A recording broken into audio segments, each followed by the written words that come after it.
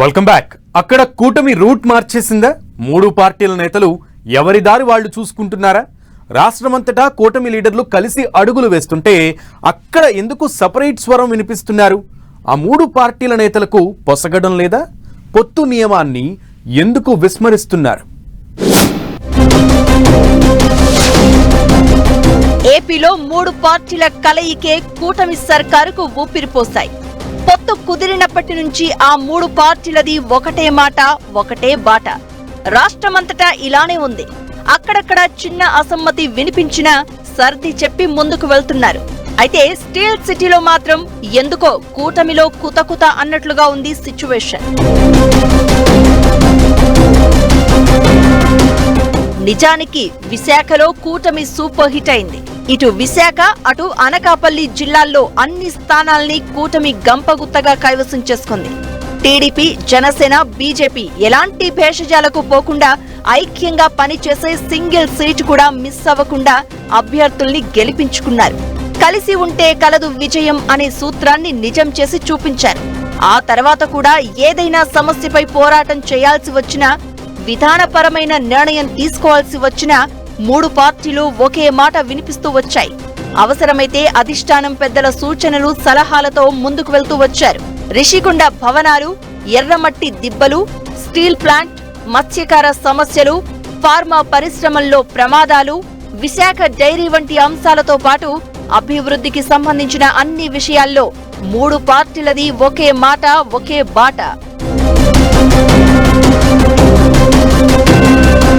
కానీ కొంతకాలంగా విశాఖ కూటమి వాయిస్ లో తేడా కొడుతోంది. ఎవరి గోల వారిదే, ఎవరి నినాదం వారిదే అన్నట్లుగా మారింది. కొన్నాళ్ల నుంచి ఎవరి ప్రెస్ మీట్ వాళ్లదే, ఎవరి స్టేట్మెంట్లు వాళ్లవే. దీంతో ఇది కలహాల కాపురం అనే వార్తలు గుప్పుమంటున్నాయి. విశాఖ స్టీల్ ప్లాంట్ కు కేంద్ర ప్రభుత్వం స్పెషల్ ప్యాకేజీ ప్రకటనే కూటమిలో చిచ్చుకు కారణమనే వార్త కూడా బిగ్ సౌండ్ చేస్తోంది. గత 2-3 ఏళ్లుగా విశాఖ ఉక్కు పరిశ్రమ ప్రైవేటీకరణకు వ్యతిరేకంగా కార్మికులు పోరాటం చేస్తున్నారు. ప్రైవేటీకరణ నిలుపుదల చేసి ప్లాంటును పరిరక్షిస్తామని కూటమి నేతలు ఎన్నికల ముందు హామీలిచ్చారు. పైగా ఇదే అంశాన్ని మేనిఫెస్టోలో కూడా పొందుపరిచారు. ఇదిలా ఉండగా కొద్ది రోజుల క్రితం స్పెషల్ ప్యాకేజీని ప్రకటించి ప్లాంట్కు కాస్త చేయూతనిచ్చింది. ఈ ప్రకటన రాగానే కూటమి నేతల్లో ఉత్సాహం, ఉత్తేజం ఉరకలేసింది. అప్పటి వరకు ఐక్యంగా పనిచేసిన టీడీపీ, బీజేపీ, జనసేన నేతలు ఒక్కసారిగా రూట్ మార్చేశారు. తమతో జట్టు కట్టిన పార్టీలను పక్కన పెట్టి ఎవరికి వారే సంబరాలు చేసుకున్నారు.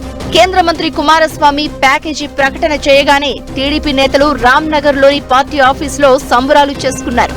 విశాఖ ఎంపీ శ్రీభరత్, టీడీపీ రాష్ట్ర అధ్యక్షుడు పల్లా శ్రీనివాస్ తమ క్యాడర్ తో కలిసి బాణాసంచా పేల్చి సందడి చేశారు. తమ పార్టీ అధినేత చంద్రబాబు నాయుడుకు కేంద్రంతో ఉన్న పరిచయం, ఆయన చేసిన ఒత్తిడి కారణంగా ఉక్కు పరిశ్రమకు ఊపిరి పోసినట్లయిందని టీడీపీ వర్గాలు ప్రకటించాయి.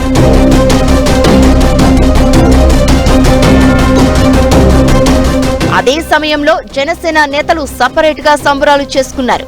ఉమ్మడి విశాఖ జిల్లాలోని జనసేన ఎమ్మెల్యేలు కొణతాల రామకృష్ణ, పంచకర్ల రమేష్ బాబు, వంశీకృష్ణ శ్రీనివాస్, సుందరపు విజయ్ కుమార్ సీతమ్మపేటలోని పార్టీ కార్యాలయంలో సెలబ్రేషన్స్ చేపట్టారు.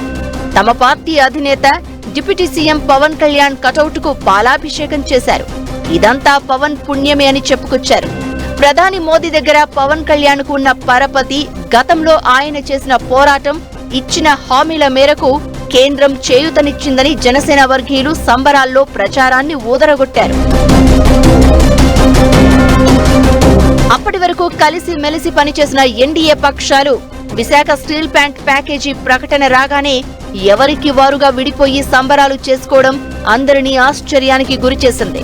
విశాఖ ఉక్కు పరిశ్రమ విషయంలో ఉమ్మడిగా పోరాడిన నేతలు ప్యాకేజీ ప్రకటించగానే ఎందుకు విడిపోయారు, ఎవరికి వారు స్టేట్మెంట్లు ఎందుకు వినిపించారనే చర్చ జిల్లా అంతటా మారుమోగుతోంది. అయితే ఇందుకు బలమైన కారణాలున్నాయనేది లోకల్ పొలిటికల్ అనలిస్టుల మాట. కొన్ని దశాబ్దాలుగా స్టీల్ ప్లాంట్ ఆర్థిక సమస్యలతో ఉక్కిరిబిక్కిరి అవుతూ ఉండగా కేంద్రం ఇప్పుడు నిధులు ప్రకటించడం అటు కార్మికులు, వారి కుటుంబాల్లోనూ, ప్రజల్లోనూ బలమైన ప్రభావం చూపే అవకాశం ఉంది. అందుకే స్పెషల్ ప్యాకేజ్ క్రెడిట్ ను తమ ఖాతాలో వేసుకునేందుకు మూడు పార్టీలు పోటీ పడుతున్నాయి.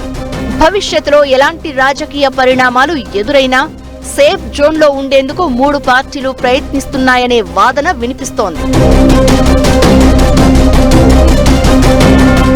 మొత్తానికి స్టీల్ ప్లాంట్ స్పెషల్ ప్యాకేజీ అంశం రాష్ట్రంలోని ఎన్డీఏ పక్షాల రూటు మార్చేసినట్లయింది.